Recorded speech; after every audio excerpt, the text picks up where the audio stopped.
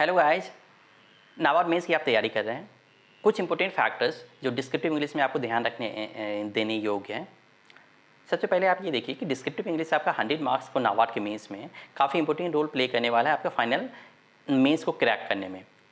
हमारे बैंकविज के YouTube channel पे रेगुलर जो है डिस्क्रिप्टिव पर जो है वीडियो सीरीज चालू है।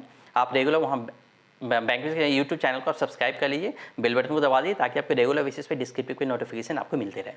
आज हम डिस्कस करने वाले हैं एसए के कुछ इंपॉर्टेंट प्रिंसिपल एंड जो फैक्ट्स के बारे में जो आपको फाइनली स्कोर बढ़ाने में काफ़ी एक्सट्रीमली हेल्प करने वाले हैं एसए में।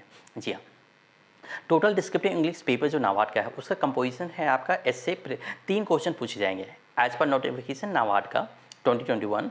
आपके 3 क्वेश्चन पूछे जाएंगे। वो 3 क्वेश्चन आपके को पिक किया जाएगा essay, precis, comprehension and business correspondent.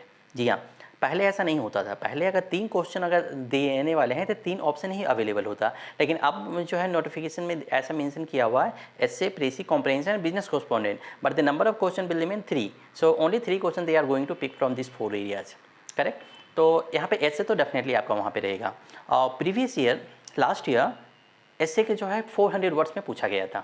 तो लास्ट ईयर के पहले जितने भी नाबार्ड के पेपर्स हुए थे डिस्क्रिप्टिव इंग्लिश के, उसमें आपके एसए जो है ओनली 200 पूछे जा रहे थे। लेकिन लास्ट ईयर जो सडनली ये जो उन्होंने पैटर्न चेंज करके जो है 400 वर्ड्स कर दिया है एसए राइटिंग के लिए। तो एसए राइटिंग 400 वर्ड्स में जो सिस्टम प्रोवाइड किया जाता है उसमें ये काफ़ी टिपिकल एक चैलेंजिंग हो जाता है स्टूडेंट्स के लिए। तो हम आते हैं एक एक करके सब डिस्कस करते हैं सारे पॉइंट्स पे एसए के।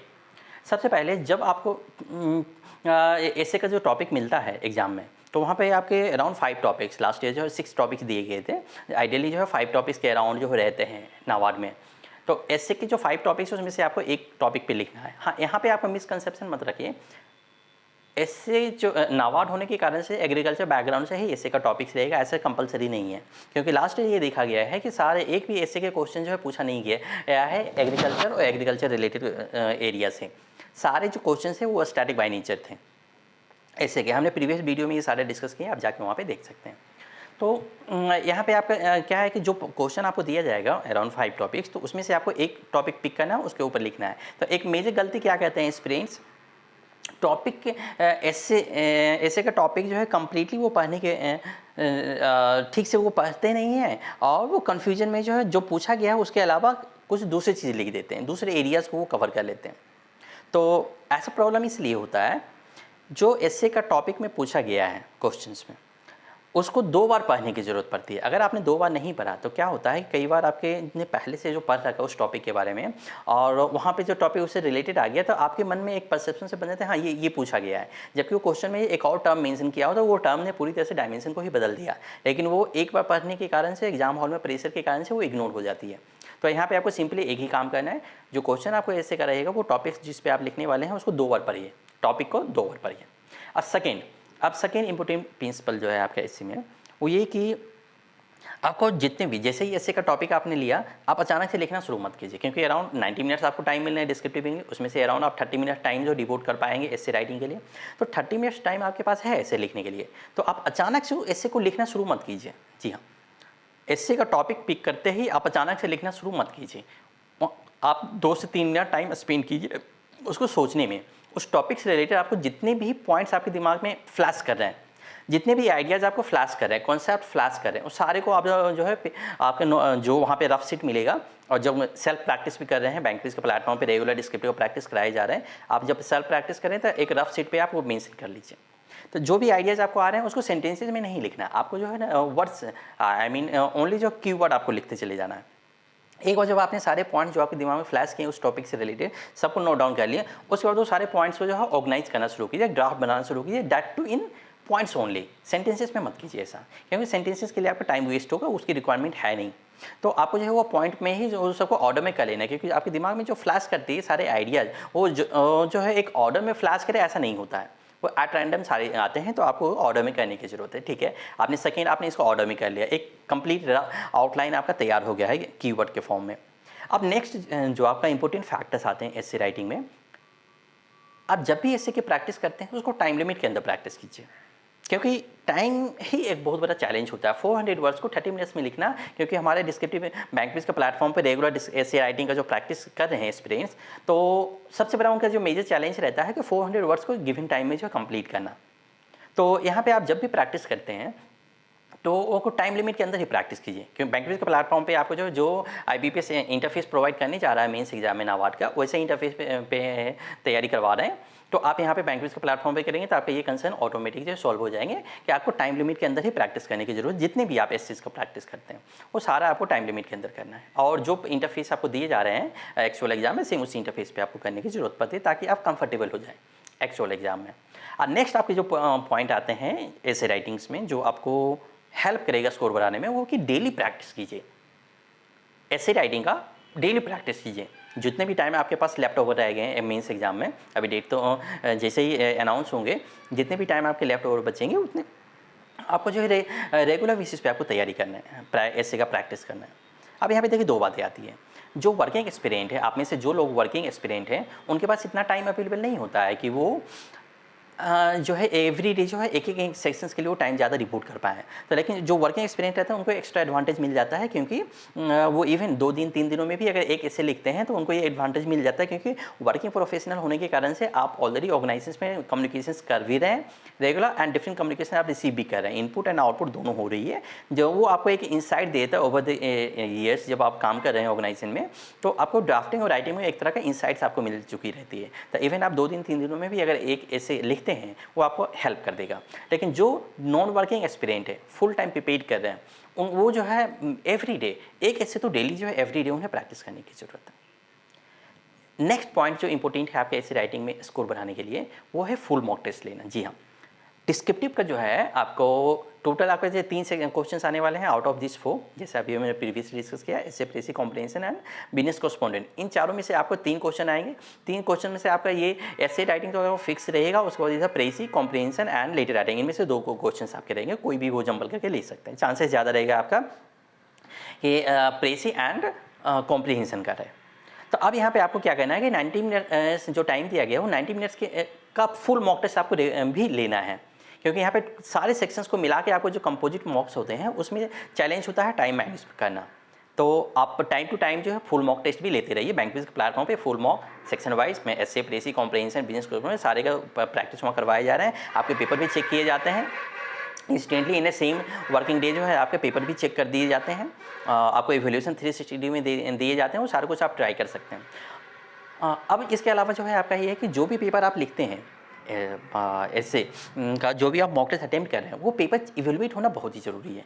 वो पेपर को चेक करना बहुत ही ज़रूरी है। जब तक आप वो पेपर चेक नहीं करवाते हैं किसी भी फैकल्टी, एक्सपर्ट या इवेलुएटर किससे, तब तक आपको ये पता नहीं लग पाता कि आपने गलती कहाँ किया है।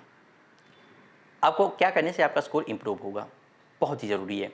जैसे ऑब्जेक्टिव सेक्शन का जब आप मॉक टेस्ट लेते हैं, ऑब्जेक्टिव सेक्शन चाहे वो मैथ, रीजनिंग, इंग्लिश और कोई भी अदर सेक्शंस का, जब आप मॉक टेस्ट लेते हैं तो उसका जब पेपर कंप्लीट होता है तब आप उसका जो देखते हैं कि क्या आपकी गलती हुई है, कितना एक्यूरेसी है, और उस जो गलती हुई है उसका आंसर, करेक्ट आंसर क्या होगा। लेकिन वो ऑब्जेक्टिव में वहाँ पे आपको इंस्टेंटली मिल जाता है, लेकिन डिस्क्रिप्टिव में ये पॉसिबल तभी है जब कोई पेपर आपका चेक करते हैं, तभी आपको अपनी गलतियाँ पता लगती है और उसको इम्प्रूव कैसे किया जा सकता है ये तभी पता लग पाती है। तो अपने पेपर में जो भी आप मॉक टेस्ट लेते हैं section wise, full mock, SA का, प्रेसी का, कॉम्प्रिहेंशन, लेटर राइटिंग, ये सारे का जो आपको चेक पेपर इवेलुएट करवाना बहुत ही ज़रूरी है। बैंक क्विज के प्लेटफॉर्म पे जो मॉक टेस्ट आप लेते हैं वो आनंदम सर के द्वारा पेपर चेक किए जाते हैं। एक्सट्रीमली जो 360 डिग्री में आपको सारे डायमेंशन, कौन से पैरामीटर पे आपके स्कोर एग्जाम में दिए जाते हैं, कितनी स्कोर वेटेज है, कौन से पैरामीटर के लिए कितना वेटेज है, किस एरियाज में। क्योंकि कुछ एक्सपीरियंस ये समझते हैं कि ग्रामर ही उनका मेन कंपोनेंट होता है, ग्रामर को अगर उसने रेक्टिफाई कर लिया तो नहीं, ऐसा नहीं है। सभी का अलग अलग वेटेज है। ग्रामर है, आपका थॉट प्रोसेस है, अरेंजमेंट है, नंबर ऑफ वर्ड्स है, आपका टोटल प्रिसाइजनेस कैसा है, कई तरह के डायमेंशन हो। जब आप मॉक टेस्ट लेंगे तो आपको वहाँ पे सारे कुछ जो है पता लग जाएगा। इसके बाद आपका नेक्स्ट आता है कि अपना मॉडल आंसर का एक ब्लूप्रिंट तैयार कर लीजिए। जी हाँ, मॉडल आंसर का एक ब्लूप्रिंट आप तैयार कर लीजिए। मतलब जो ऐसे आप लिख रहे हैं तो जनरली क्या होता है, प्रोबेबल टॉपिक का लिस्ट जो बैंक क्विज के साइट पे दिया गया है, तो मोस्ट प्रोबेबल टॉपिक का जो लिस्ट है उसमें से आप प्रैक्टिस करना शुरू कीजिए। अब जो टॉपिक्स हैं उस टॉपिक के ऊपर जो है आप अपना एक मॉडल आंसर तैयार कर लीजिए। और आपको वो तैयार करने में, क्योंकि जनरली क्या होता है, जितने भी अराउंड 33-3400 कैंडिडेट ये सेलेक्ट हुए हैं मेन्स के लिए, सारे स्टूडेंट लिखने वाले हैं। ऐसे जो है सारे student, none of the student is going to miss. तो ये क्वेश्चन जो सारे लिखने वाले हैं, तो लेकिन मार्क्स जो है सभी को तो एकदम मिलेगा नहीं, क्योंकि none of the two answer will mean common. जब कोई भी दो ऐसे कॉमन नहीं है, मार्क्स सभी का जो है डिफरेंट मिलेगा। तो यहाँ पे आपको ये सबसे पहला सवाल आपके मन में ये आती होगी कि कौन सा पैटर्न अपनाया जाए जिसके से आपका स्कोर ज़्यादा मिलेगा ऐसे राइटिंग में। तो यहाँ पे क्या होगा कि आप अपना मॉडल आंसर, अगर आपको दिक्कत आती है तो बैंक पीस जो है आपको मॉडल आंसर भी प्रोवाइड करते हैं, मॉडल एसेज प्रोवाइड करते हैं। वो मॉडल एसेज इवन प्रेसी के लिए भी, कॉम्प्रिहेंशन के लिए भी, लेटर बिजनेस कॉरेस्पोंडेंट के लिए भी जो है मॉडल आंसर्स प्रोवाइड करते हैं। वो मॉडल आंसर आपको ये आइडेंटिफाई करने में हेल्प करता है कि एक्चुअल एग्जाम में जो है एक्चुअल एग्जाम में वो किस तरह से लिखने पे आपको ज़्यादा स्कोर मिलेगा। कोई पैटर्न जो उसके दिमाग में हिट करती है एग्जामिनर्स का, उस पैटर्न पे आपको लिखने की ज़रूरत पड़ती है। अगर आपको आपका राइटिंग स्किल स्ट्रॉन्ग है तो डेफिनेटली आप खुद से अपना जो है मॉडल आंसर्स ब्लूप्रिंट तैयार कर लीजिए। ये मॉडल जितने भी प्रोबेबल टॉपिक्स हैं तो ये आपको काफ़ी हेल्प करने वाले हैं, क्योंकि जो टॉपिक आप पहले से करके गए हैं अगर उससे सिमिलर आपको मैचिंग करता हो, अगर कोई भी टॉपिक वहाँ पर मिल जाते हैं, ये आपका एक्सट्रीमली कॉम्पिटिटिव एडवांटेज आपको दे दीजिएगा कंपेयर टू अदर एस्पिरेंट्स। अब एक सबसे बड़ी जो इंपॉर्टेंट बात है ऐसी राइटिंग में, जब आप एक्चुअल एग्जाम जब लिखेंगे, लिखने के बाद प्रूफ रीड करना बहुत ही मैंडेटरी। प्रूफ रीड, रिमाइंड कर रहा हूँ, प्रूफ रीड, भूलिए मत इस टर्म को। अधिकांश एस्पिरेंट का क्या प्रॉब्लम आ रही है, पिछले बार भी जो नाबार्ड का हुआ है, सेवी का हुआ है, सभी एग्जाम्स में हमारे जितने भी एस्पिरेंट्स हैं बैंक क्विज के, वो सारे के साथ एक प्रॉब्लम क्या आती है, एक कॉमन प्रॉब्लम जो आती है कि मॉक टेस्ट जो अटेम्प्ट करते हैं ऐसे का, तो या फिर एक्चुअल एग्जाम में भी पिछले साल जो दे के आए हैं नाबार्ड का, या जो 24 सितंबर 2020 को हुआ था, सेवी का दे के आए थे 27 फरवरी दिस ईयर। तो ये सारे में उनका प्रॉब्लम एक ये आता है कि जो आंसर उन्होंने लिखा है ऐसे का, वो प्रूफ रीड नहीं कर पाए, टाइम लिमिट के कारण से, टाइम बैरियर के कारण से, या फिर स्क्रीन जो इंटरफेस जो प्रॉब्लमेटिक रहता है उसके कारण से। तो जब वो ये नहीं कर पाते, प्रूफ रीड नहीं करते, तो सबसे बड़ी प्रॉब्लम क्या आती है, आपने जो आंसर लिखा है आप खुद ही जब दोबारा पढ़ेंगे तो आप देखेंगे उसमें बहुत सारी गलतियाँ हो गई है। वो ऐसी गलतियाँ जो आप इजीली अवॉइड कर सकते हैं। अगर आप प्रूफ रीड नहीं करते वो सारी गलतियाँ जो आप इजीली अवॉइड कर सकते थे वो भी गलतियाँ हो चुकी हैं, और ये आपका मार्क्स आपका डिडक्ट कर देता है। क्योंकि जितने ज़्यादा गलतियाँ रहेंगी उतना ज़्यादा इंप्रेशन एग्जामिनर के ऊपर से खराब जाती है और मार्क्स भी डिडक्ट हो जाते हैं। तो आपका मेहनत है वो सारे के यूज़ तो कॉमन हुआ है, लेकिन ये प्रूफ रीड नहीं करने के कारण से आपके कई सारे तरह के जो है नेगेटिव इम्पैक्ट पड़ जाती है। तो ये सारे जो कुछ इंपॉर्टेंट फैक्टर्स थे जो कि आपके ऐसी राइटिंग में काफ़ी इंपॉर्टेंट रोल प्ले करते हैं स्कोर बढ़ाने में, इन पे आप काफ़ी ध्यान दीजिए। मैं एक बार फिर से रिमाइंड करा देता हूँ वो सारे पॉइंट्स एक एक करके। सबसे पहला आप जो है क्वेश्चन को 2 बार पढ़िए, एक बार के बाद जो है एक बार दोबारा रीड कीजिए।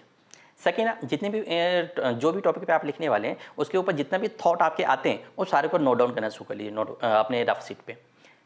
तीसरा है आपका कि जो आपने रफ शीट पे आपने लिखा है वो एट रैंडम आपके थॉट आए हैं उस टॉपिक के रिलेटेड, उसके ऊपर जो आप एक रफ ड्राफ्ट तैयार कीजिए, वो भी एक कीवर्ड के फॉर्म में ही रहे और सारे ऑर्डर में, मतलब आपका जो आइडियाज़ आपने नोट डाउन किया है वो सारे आइडियाज़ को आप जो ऑर्गेनाइज कर लीजिए, ऑर्डर में कर लीजिए। फिर नेक्स्ट आपका जो पॉइंट है वो है कि आप प्रैक्टिस कीजिएगा टाइम लिमिट के अंदर। जी हाँ, ऐसे का जो प्रैक्टिस है वो टाइम लिमिट के अंदर मॉक टेस्ट का प्लेटफॉर्म जो बैंक क्विज दिया जा रहा है, बैंक क्विज एग्जाम इंडिया का नंबर 1 स्पेशलिस्ट प्लेटफॉर्म है आपके डिस्क्रिप्टिव इंग्लिश के लिए, आप वहाँ जाकर प्रैक्टिस कर सकते हैं। तो वहाँ टाइम लिमिट में दिया जा रहा है। अब नेक्स्ट आपका पॉइंट है कि जो डेली प्रैक्टिस कीजिए, अगर पॉसिबल नहीं है आपका डेली तो ऑल्टरनेट तो डेफिनेटली कीजिए, ये आपको जो है एक्सट्रीमली हेल्प करेगा स्कोर बढ़ाने में। नेक्स्ट पॉइंट आपका है full mock test. Full mock test आपको जो कि आपको कॉम्प्रिहेंसिव जो तीनों मॉक्स आते हैं, एसे, प्रेसी, कॉम्प्रिहेंशन और लेटर राइटिंग, जो भी आपका रहेगा, आई मीन बिजनेस कॉरेस्पोंडेंट, ये फुल मॉक आप लीजिए। इसके अलावा जो आपने पेपर को जरूर चेक कराइए इवैल्यूएटर से। और नेक्स्ट आपका आता है कि मॉडल आंसर ब्लू प्रिंट आप जो है तैयार कर लीजिए। और फाइनल आता है आपका proof reading, correct, proof reading. तो ये सारे पॉइंट्स आपको जो ध्यान रखने की ज़रूरत है अगर ऐसे में आपको जो स्कोर बढ़ाने हैं, क्योंकि ये सारे जो अभी हमने आपको पॉइंट्स बताए हैं ये थ्योरेटिकल नहीं है, बल्कि प्रैक्टिकल में जो कैंडिडेट नाबार्ड के एक्सपीरियंस जो फेस करते हैं एक्चुअल एग्जाम में, जो इंटरफेस दिया जाता है और बाकी सारे जो सिनेरियोज हैं एग्जाम हॉल में रहते हैं, ये सारों में जो प्रॉब्लम्स फेस करते हैं, क्या करने से उनको ये सारी चीज़ें हेल्प मिल जाएगा। Over the years bank quiz ने लाखों एक्सपीरियंस के जो एक्सपीरियंस है ये फ्रेमवर्क तैयार किया है। तो आप इसका एडवांटेज लीजिए, वो गलतियाँ आप रिपीट मत कीजिए जो अधिकांश एक्सपीरियंस से रिपीट करते हैं, आप इस पर काम अच्छे से कीजिए, आपका डेफिनेटली ऐसे में स्कोर काफ़ी अच्छा रहेगा। इवन 70, क्योंकि सेबी का एग्जाम जो उनका पेपर जो चेक हुआ था वो काफ़ी टफ था, मतलब पेपर जो चेकिंग हुआ वो काफ़ी स्ट्रिक्ट वे में चेक हुआ। स्ट्रिक्ट वे में चेक हुआ तो जो वो टॉपर्स थे उनका 70 मार्क्स था, आउट ऑफ 100 70 मार्क्स, और जो टॉप 10 थे उनके 66 मार्क्स थे, मतलब टॉप 9 जो एस्पिरेंट था उसका 66 मार्क्स था एज पर RTI। तो यहाँ पे और कई बार ऐसा होता है कि RBI नाबार्ड में जो इवन आरबीआई, नाबार्ड, सेबी, ये सारे का जो रेगुलेटरी बॉडीज़ का जो है पैटर्न ऑलमोस्ट सिमिलर होते हैं डिस्क्रिप्टिव का। तो यहाँ पे कैंडिडेट मतलब जो अगर स्मूथ वे में पेपर चेक किया जाता है आपके फाइनल एग्जाम में, तब आपकी स्कोर जो इवन 80% तक चली जाती है, आउट ऑफ 100 80% तक। मिनिमम जो 70 तो डेफिनेटली आप अच्छा स्कोर कर सकते हैं। हमारे एक एस्पिरेंट का उन्होंने सेबी की टाइम में प्रिपेयर किया, लास्ट मोमेंट में उन्होंने हमें ज्वाइन किया था बैंक बीच का। रेगुलर प्रैक्टिस कर रहे थे लेकिन लास्ट मोमेंट का टाइम आप उनको काफ़ी कम मिला प्रैक्टिस करने का, लेकिन फिर भी जो मॉक टेस्ट का पैटर्न यहाँ पे दिया गया था, जो टफ, एक मॉक टेस्ट में उनका काफ़ी टफ लगा था क्योंकि उसमें जो है 400 वर्ड्स का दे दिया गया था और जो पैटर्न था वो उन्हें लगा कि टफ, और उन्होंने हमें जो है ना ये कंप्लेन भी किया पेपर काफ़ी टफ, इतना पेपर टफ नहीं आएगा। लेकिन फाइनली उन्होंने एग्जाम के बाद उन्होंने हमें फीडबैक दिया कि सर वो जो पेपर था वो पेपर ने इनको काफ़ी असिस्ट किया क्योंकि पेपर सिमिलर नेचर पे ये मैच कर गया। तो जो टफ था हमने उस टाइम उन्हें बताया था कि टफ के लिए आप प्रिपेयर कीजिए, ईजी तो आपका ऑटोमेटिक हो जाएगा, बस के लिए आप प्रिपेयर कीजिए and hope for the best. और एक्चुअल एग्जाम में उनको ये काफ़ी हेल्प कर गया ये चीज़ें। तो वैसे ही यहाँ पे आपका जो है रेगुलर बेसिस पे जब प्रैक्टिस करते रहेंगे आप डेफिनेटली आपको जो एससी राइटिंग में बहुत अच्छा स्कोर कर लेंगे। बाकी सब्सक्राइब करना ना भूलिए और बेल बटन को डेफिनेटली हिट कीजिए ताकि रेगुलर बेसिस पे जो हमारे डिस्क्रिप्टिव का वीडियोस अपलोड हो रहे हैं वो आपको नोटिफिकेशन मिलता रहे, ताकि आपका मिस ना हो जाए। डिस्क्रिप्टिव इंग्लिश में अगर कुछ और भी आपके तरफ से अगर इनपुट्स हैं डेफिनेटली हमें कमेंट बॉक्स में लिखिए, हम नेक्स्ट वीडियोज़ में उसको कवर करने की कोशिश करेंगे। Thank you so much.